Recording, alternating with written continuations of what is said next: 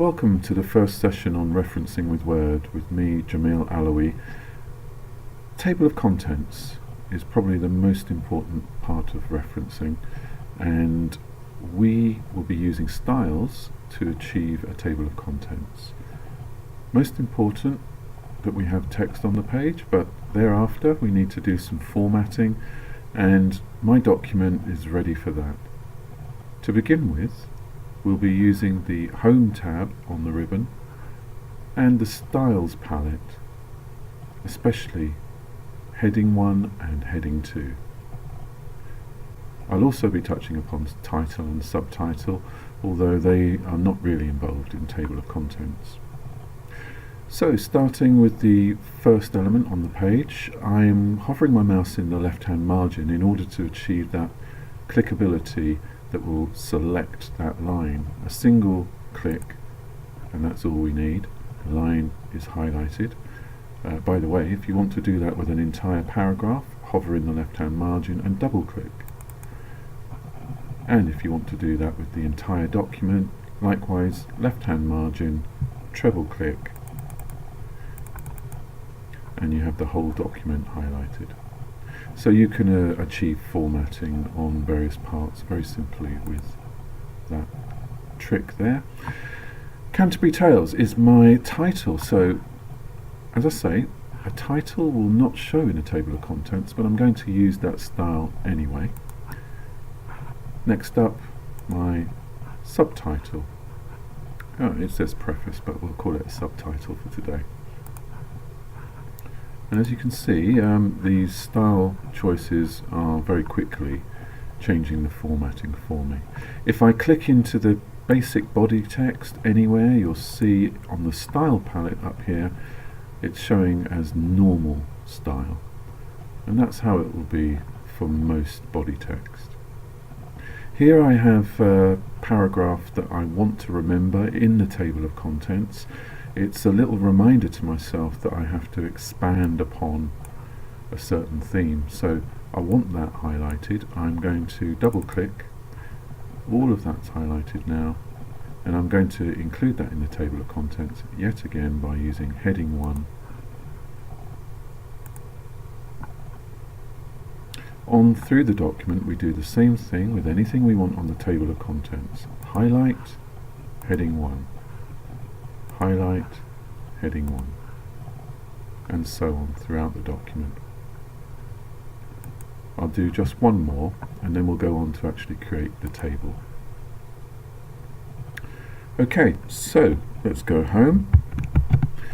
Table of contents usually resides at the beginning of the document, so I've placed my mouse right at the beginning of the document, and now I need to switch tabs on the ribbon. So off to the References tab, which is where we'll be going for most of these programs, and first element on the ribbon is Table of Contents. If you don't know what it does, hover over it and it will tell you, and if you want to use it, the drop down will show you the choices. We only have 3 here: Automatic Table 1, Table 2, and a manual table, which is beyond the scope of today's session. So let's go to the very quick Automatic Table 1. If I choose that, there we go. It's automatically created links to those paragraphs, to those sections of the document, and it's given us the page numbers as well. So when this prints off, we know where to go to as well. A simple hover, control click, and it takes us to that element. That's how we create table of contents. Now I'm going to do a few more entries, and the reason being I want to show you how we can update that table. So through the document I'll highlight and back to the Home tab for my styles, Heading 1,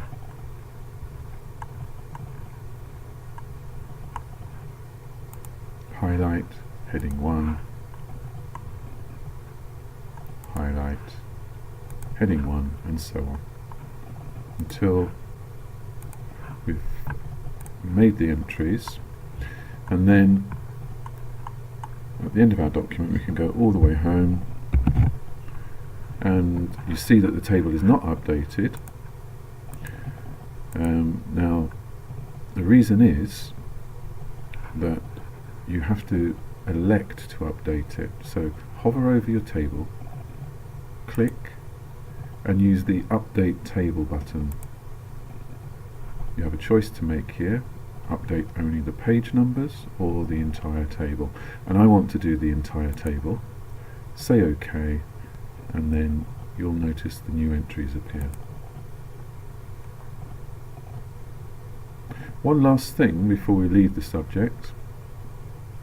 You might want an indenting for other entries, as if they're sub-entries.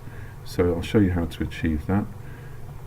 For example, we might want mention of the first line of each of these stanzas, and I'm going to highlight that line and use heading 2, and I'll do it with the other entries as well. So it's a slightly small font, and when we update our table in a minute, you'll see the effect of using heading 2.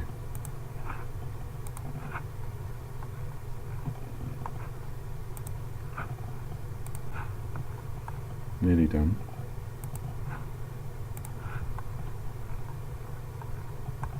And that's it. Again, all the way home. And when we update the table this time and say update the entire table, you'll see that the heading 2 entries are slightly indented. And so we can tell that they're related with the heading 1 entries there. Also, all the page numbers have been updated, if anything's been shunted around. So you could go into your document, by the way, and place a lot of space in there. So you might want to move things to other pages. And if I do that now, I've moved everything else onto subsequent pages. I'll update the table one last time. This time, watch the page numbers change here. And so what was on page 1 has become page 2. And that's it on Table of Contents.